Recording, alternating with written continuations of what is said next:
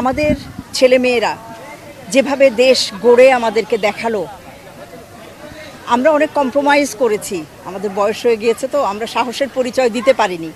আমাদের ছেলেমেয়েরা সাহসী, আমি ওদের কাছে কৃতজ্ঞ, আমরা সবাই কৃতজ্ঞ।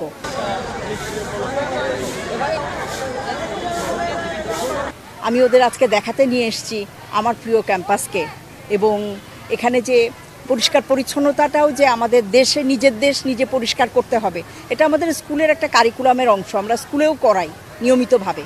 তো সেইটারই একটা অংশ হিসাবে আমরা এখানে নিয়ে এসেছি। আমাদের স্কুলে মুসলমান, হিন্দু, খ্রিস্টান সবাই পড়ে। আমাদের হিন্দু ছাত্রছাত্রীদেরকেও আমরা সাথে করে নিয়ে এসেছি, এবং আজকে অপরাজেয় বাংলা বা শহীদ মিনারে আমরা একসাথে পাশাপাশি কুরআন তেলাওয়াত এবং গীতা পাঠ করে আমরা জাতির কাছে জানাতে চাই যে দেশের নাগরিক আমরা সবাই যেন আমাদের কাছে নিরাপদ থাকে। তা না হলে স্বাধীন বাংলাদেশ যতবারই স্বাধীন হোক না কেন, আমরা স্বাধীনতা পাবো না।